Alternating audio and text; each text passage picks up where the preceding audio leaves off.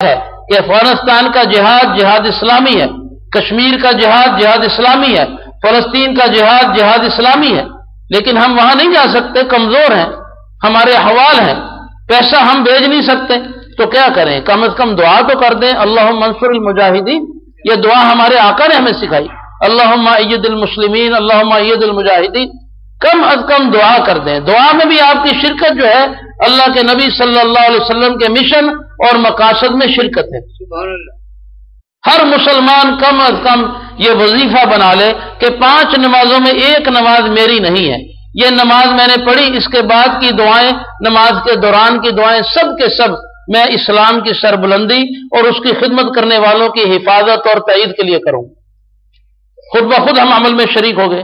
حضرت شیخ الحدیث مولانا زکریا صاحب رحمۃ اللہ علیہ فرمایا کرتے تھے کہ ایک وقت میں انسان دین کے تمام شعبوں پر نہیں چل سکتا، ایک وقت میں دین کے تمام شعبوں کو لے کر چلنے میں کمزوری پیدا ہوتی ہے۔ اچھا مدرس پڑھانے والا اگر اس کو اہتمام دے دیا جائے مدرسے کا تو اس کی تعلیم اور تدریس میں فرق پڑ جاتا ہے۔ ایک اچھے محتمم کو اگر قرآن پڑھانے میں بھی بٹھا دیا جائے تو مدرسے کا سارا اہتمام نظام خراب ہو جاتا ہے۔ تو اللہ سبحانہ و تعالیٰ نے اذواق اور مزاج کی تقسیم کی ہے۔ ہر انسان ایک وقت میں تمام شعبوں کو تو نہیں چلا سکتا، لیکن وہ کیا عمل ہے کہ تمام شعبوں کا اس کو ثواب مل جائے۔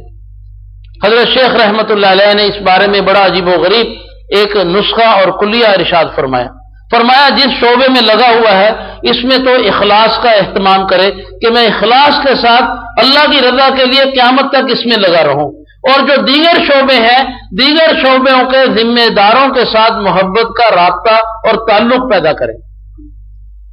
جب بھی ذکر آئے تو اس شعبے والا یہ سمجھے کہ یہ حضرات جو بیٹھے ہوئے ہیں اگرچہ ہمیں وقت نہیں دے رہے، اگرچہ ہمارے ساتھ جہاد میں شریک نہیں، لیکن ہمارے خیر خواہ ہیں، ہمارے لیے دعا کرتے ہیں، کرواتے ہیں اور ہمیشہ خیر کی باتیں کرتے ہیں۔ اگر اس طرح کا تعلق ہر جماعت کے افراد سے ہو جائے گا تو تمام جماعت کا اس کو بھی ثواب ملے گا۔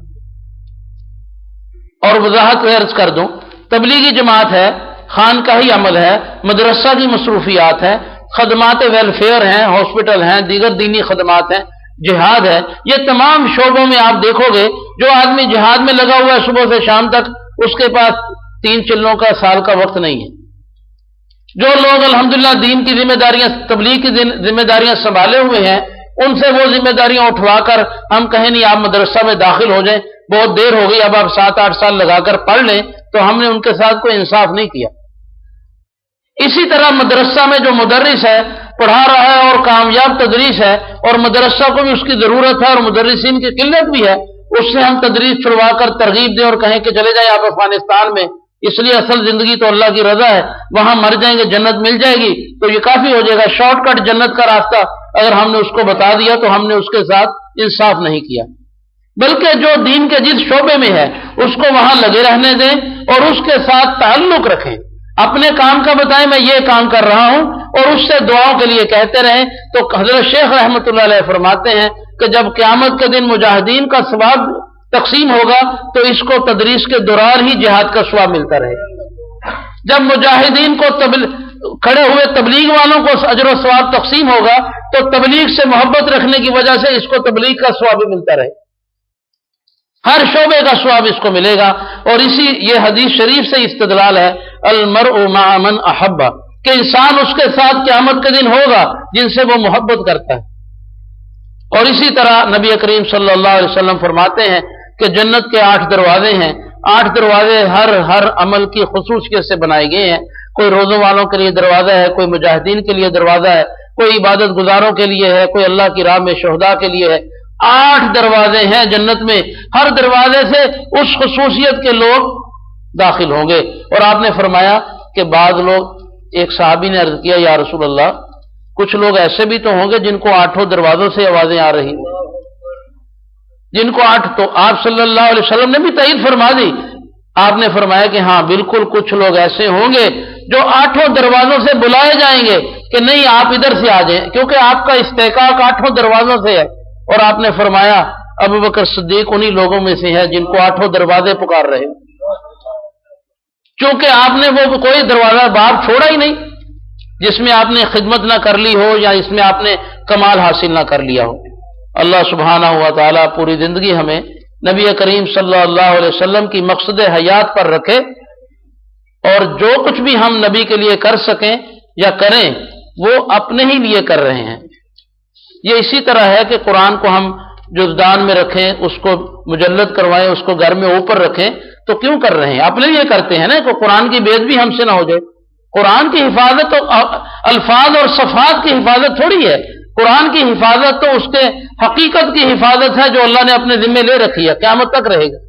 نبی کریم صلی اللہ علیہ وسلم کا وجود اللہ کے ہاں قرآن سے زیادہ مکرم ہے، اللہ کے ہاں قرآن سے زیادہ معظم ہے آپ کا وجود، تو ان کی حفاظت اللہ نے خود کرنی ہے۔ لیکن ہم نے نبی کے کھاتے لگنا ہے، آپ کا نام لے لے کر آپ کی ناموس کی حفاظت کے لیے، اپنی نجات کے لیے، اپنے معاشرے کی نجات کے لیے، اپنے ملک کی نجات کے لیے۔ اس لیے کہ جن ملکوں میں نبی کی شان میں گستاخیاں ہوئی، میرا خیال زیادہ طول تو نہیں ہو گیا، کتنی دیر ہو گئی؟ 50 منٹ ہو گئے، مختصر عرض کر دیتا ہوں۔ جن جن ملکوں میں نبی کریم صلی اللہ علیہ وسلم کی شان میں گستاخیاں کی گئیں اعلانیہ، ان ملکوں کے حالات آپ لوگ پڑھیں کہ ان ملکوں کے حالات کیا بنے۔ ہالینڈ میں ایک وزیر نے نبی کریم صلی اللہ علیہ وسلم کی شان میں گستاخی کی، اسی نے یہ خاکوں کا فتنہ شروع کیا، اسی نے دین کا مذاق اڑایا۔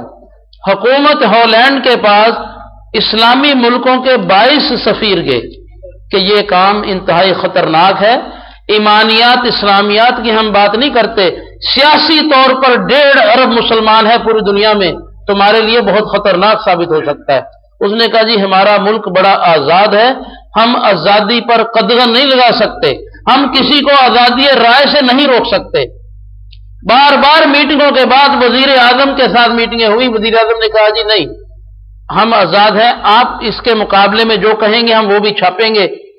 سعودی اور پاکستانی سفیر، اللہ ان کو جزائے خیر دے، دیکھو عالم ہو یا غیر عالم ہو، دین کے نام پر جو شخص بھی دنیا میں کوئی بھی کام کرے اس کی قدر کرنی چاہیے۔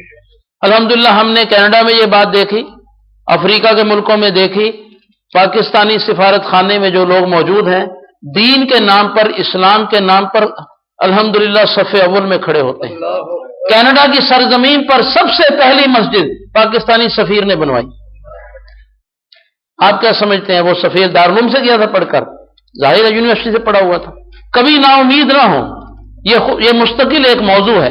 دین کے کسی شعبہ میں ادنا سے ادنا مسلمان بھی ہو، کہیں بھی بیٹھا ہو، اس کو قدر کی نگاہ سے دیکھیں، کچھ پتہ نہیں ہے۔ حضرت تھانوی رحمۃ اللہ علیہ فرمایا کرتے تھے کہ مومن جو ہے اگر وہ بدکاری بھی کر رہا ہو تو اس کو کبھی بھی حقیر نہ سمجھو، کیونکہ یہ وہ ہیرا ہے جس کے اوپر وقتی طور پر گندا پانی یا گندا چھپڑ جو ہے وہ آ گیا ہے، جب یہ چھپڑ ہٹ جائے گا تو نیچے سے وہی جگمگاتا ہوا ہیرا نکلے گا۔ نبی کریم صلی اللہ علیہ وسلم کے حوالے سے یہ ہالینڈ کے وزیر اعظم سے جب بات ہوئی، اس نے کہا جی ہمارا ملک آزاد ہے، آپ اپنے نبی کے بارے میں خود نشر کریں جو کرنا ہے، ہم اس کو منع نہیں کریں گے۔ دونوں سفیروں نے، سعودی سفیر اور پاکستانی سفیر، انہوں نے وہاں پریس کانفرنس کی۔ مسلمان کافی جمع تھے جو بے چین تھے، مسلمان جتنا مرضی گناہگار ہو۔ ہم نے تو یہ بھی سنا، کتابوں میں پڑھا بھی، تاریخ میں بھی پڑھا، شراب سے دت مسلمان جب اس کے سامنے کوئی نبی کی بات آئی تو انہوں نے وہ بوتل اٹھا کے دوسرے کے سر پہ مار دی۔ مشہور قصے ہیں۔ یہی تو ایک رشتہ اور تعلق ہے، اور میں سمجھتا ہوں یہ رشتہ کوئی ہمارا بنایا ہوا نہیں ہے، یہ فطری رشتہ ہے، یہ فطری رشتہ ہے جو ہماری فطرت میں شامل، اس میں ہمیں سوچنے کرنے کی ضرورت نہیں، ہم تو تھوڑا سا تازہ کرنے کے لیے یہ ساری محافل منعقد کر رہے ہیں۔ دونوں سفیروں نے پریس کانفرنس کی اور بڑے اچھے کلمات یہ کہے کہ انہوں نے ہمیں کہا کہ ہم آزاد ہیں، اور ہم یہ پیغام دے رہے ہیں مسلمانوں کو کہ آپ بھی آزاد ہیں۔